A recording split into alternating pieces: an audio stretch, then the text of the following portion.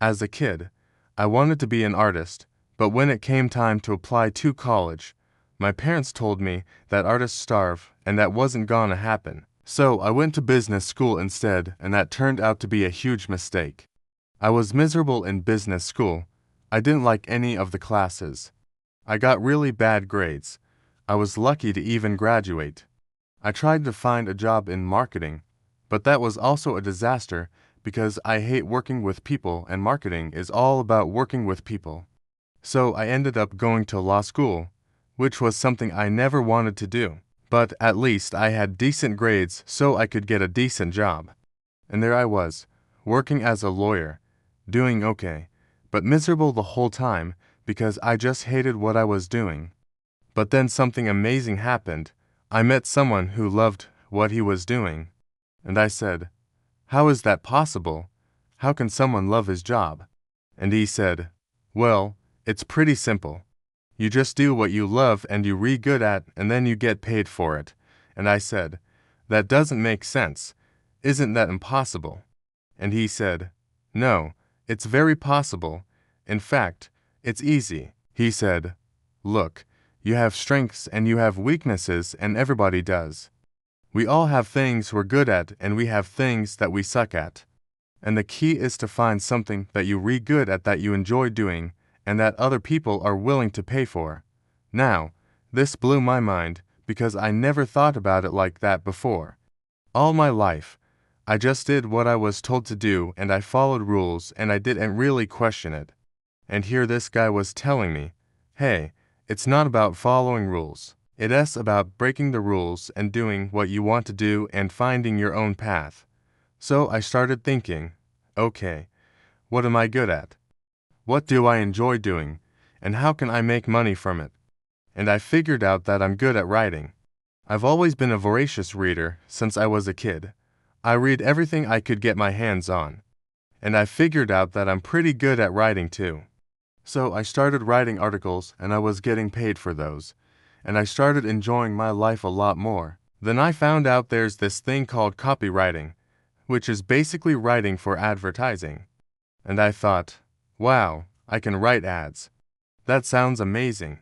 So I studied copywriting and I learned from some of the best copywriters in the world. And I became a copywriter and I was making good money.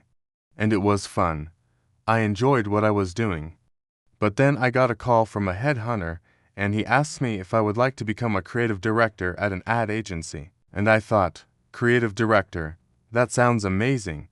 I don't know anything about being a creative director, but it sounds cool. So sure, and I got the job. And after 1 week on the job, I realized that I hated it. I just wasn't cut out for it. Being a creative director ain't really creative. You're managing people and budgets and timelines. And as I said earlier, I really don't like working with people. So I quit. And then I went back to copywriting and I thought, you know what? This is great. I love being a copywriter. But then a few months later, I got a call from another headhunter who worked for Google and he said, "Would you like to come work for Google as a product marketing manager?" And I thought, product marketing manager? What's that? He explained it to me and I thought, wow, that sounds amazing. I'd love to do that. So I interviewed at Google and I got the job. And I thought, wow, this is incredible. I'm at Google. This is a dream job. But after a few weeks, I realized I sucked at it. It turns out that being good at writing is not the same as being good at product marketing. And I was terrible at product marketing. I was lucky to survive in that role for 6 months. So I went back to being a copywriter and I thought, wow, this is great. I love being a copywriter. Then I got another call from a headhunter who worked for Facebook and he said, "Would you like to come work for Facebook as a creative strategist?" And I thought, creative strategist? What's that? He explained it to me and I thought, wow, that sounds amazing. I'd love to do that. So I interviewed at Facebook and I got the job. And I thought, wow, this is incredible. I'm at Facebook. This is a dream job. But after a few weeks, I realized I sucked at it again. Turns out being good at copywriting is not the same as being a creative strategist. And I was terrible at that job too. So I went back to being a copywriter and I thought, wow, this is great. I love being a copywriter. Then I got a call from a recruiter from YouTube and she said, would you like to interview for a creative strategist role at YouTube? And I thought, a creative strategist role at YouTube. Could this be the role that finally fits me? But I figured why not? Let me just interview and see what happens. I interviewed and they liked me and I thought, this is great. Finally, I'm gonna be a creative strategist at YouTube. But then I got the offer letter and it said staff creative strategist, which meant that I was gonna manage people. And as you know by now, I don't like managing people. So I turned down the offer. A few months later, that same recruiter reached out to me and she said, hey, we have an opening for a senior creative strategist at YouTube, and I know you don't want to manage people, but this role is only 20% management and 80% doing the creative strategy work. Would you like to interview? And I thought, finally, this is the job I've been waiting for my entire career. Let me just interview and see what happens. I interviewed and they liked me and I accepted the offer.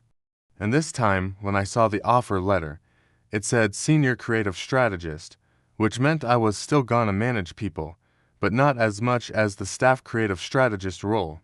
So I was terrified.